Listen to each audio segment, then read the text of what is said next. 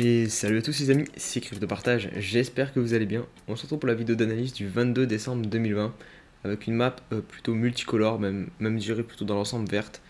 On a XRP qui corrige de 10% à cause d'une bad news dont je vais vous parler dans quelques instants.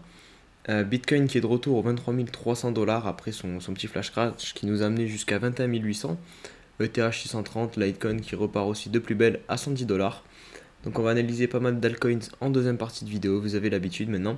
N'hésitez pas tout de suite à mettre votre like et à vous abonner pour ceux qui ne le sont pas, ça soutient la chaîne et ça permet de la développer. On se retrouve sur l'indicateur de l'altcoin season. Donc actuellement il est à 18, donc toujours sur notre partie basse. Mais regardez, on est en train de mettre des plus hauts de plus en plus hauts, on est en train de repartir en tendance haussière. Donc les alts petit à petit qui commencent à retrouver des couleurs. Même si hier ils ont pas mal plongé avec Bitcoin. Mais je vais vous montrer aussi en deuxième partie de vidéo la Bitcoin dominance qui est sur un niveau très intéressant et qui annonce pas du bon pour les alts. Donc restez bien, dans quelques instants je vais vous en parler. Mais en tout cas de ce qui est de cet indicateur, eh ben, il nous dit encore une fois que c'est le moment d'acheter des alts pour du long terme et pour pouvoir revendre plus haut quand on sera en altcoin season. Donc voilà, on passe aux news. Donc comme je vous le disais en intro, Ripple qui a une bad news, donc c'est le PDG de Ripple qui a annoncé qu'il s'attend à ce que la SEC donc des États-Unis poursuive l'entreprise en justice prochainement. Donc évidemment ce genre de news ça plaît pas du tout aux investisseurs et l'effet de cette annonce se ressent donc déjà sur le cours du XRP qui chute fortement. Deuxième news, donc on a un gestionnaire d'actifs Skybridge qui gère 9,2 milliards de dollars qui vient de déposer un dossier lui auprès de la SEC pour lancer un fonds dédié au Bitcoin. Donc le ticket d'entrée sera au minimum de 50 000 dollars, mais on peut se douter qu'ils vont investir bien plus. Donc voilà, de plus en plus d'investisseurs, comme je vous en parle tous les jours, qui rentrent sur Bitcoin. Et ça, c'est que du bon pour la suite. Allez, je vous fais pas plus patienter, on passe à l'analyse du Bitcoin.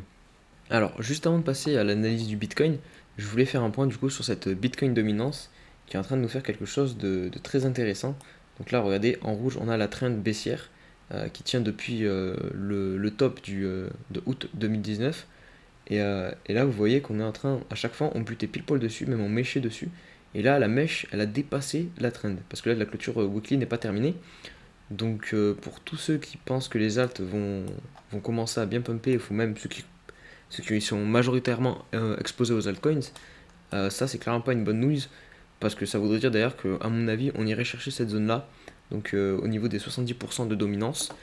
Et plus la dominance augmente, plus les alts ne pumperont pas et donc il n'y aura pas de profit à se faire sur les alts. Donc une news plutôt inattendue parce que moi personnellement je pensais qu'on allait se faire une fois de plus repousser pour retourner sur cette zone au niveau des 50%. Mais il va falloir se méfier parce que si on clôture au-dessus, on irait plutôt chercher ici. Donc à voir, à garder sous les yeux ce graphique de la dominance du Bitcoin. N'hésitez pas à me dire en commentaire d'ailleurs ce que vous pensez de ça, si les alts vont bientôt se réveiller et commencer à pumper et nous faire une alt season. Allez, on va passer à l'analyse du Bitcoin. Allez, c'est parti pour l'analyse du Bitcoin. Donc regardez ce qu'il nous fait, c'est parfait. Enfin, c'est parfait pour ceux qui veulent que Bitcoin continue à monter. Pour tous ceux qui espèrent le fameux retracement, désolé, c'est pas encore le moment. Parce que regardez, ici, on est en train de créer un range. Là, on en avait un petit en 4 heures, on est en time frame 4 heures là. Qu'on a cassé avec une énorme bougie. Mais je vous avais dit, tant qu'on clôture pas en dessous de ce niveau-là, on passe même pas en tendance baissière en 4 heures. Donc Bitcoin n'a pas du tout envie. On a fait une énorme mèche qui allait chercher les 21 800, mais on est venu clôturer au-dessus. Donc pour l'instant, on n'est pas en tendance baissière en 4 heures et on est en train de remonter là. Est-ce qu'on va réussir à casser la médiane ici? Il faut attendre la clôture. Pareil en 4 heures. Et pour voir si on va revenir chercher le haut du range. Et du coup, ça voudrait dire qu'on est dans ce range là, si jamais on revient chercher cette borne haute. Donc, voir combien de temps on va rester là-dedans. On peut clairement faire un truc comme ça. Donc, compliqué pour tous ceux qui ne sont pas encore entrés sur Bitcoin. Ouais, il faut clairement faire un DCA, je vous le dis. Je vais vous le répéter à chaque vidéo, mais là, c'est important pour ne pas louper le train. Faites au moins un petit DCA.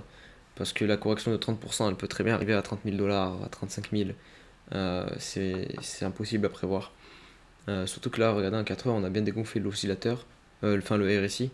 Du coup, on peut revenir, on a de la marge quoi, pour revenir en surachat. Donc on pourrait très bien casser à la hausse ce range. En daily, au niveau du RSI, on est, encore une fois sur cette résistance des 70. Donc est-ce qu'on va encore une fois rebondir dessus comme on a fait là pendant un petit moment avant de corriger un petit peu ici. Et là, regardez, on est pile poil dessus. Donc pareil, on arrive à un moment clé pour savoir si on va continuer en tendance haussière ou passer en baissière et corriger un peu plus. Donc ça se coordonne parfaitement avec le 4 heures. Si en 4 heures on clôture au-dessus du range, on ira plus haut en daily et inversement si on clôture en dessous. Donc voilà, c'est clairement à 4 heures qu'il faut surveiller où on va partir. De toute façon, c'est tout le temps sur les plus petites time frames qui nous donnent d'abord les premiers signaux et ensuite il faut voir si ça se confirme sur les plus grosses unités de temps.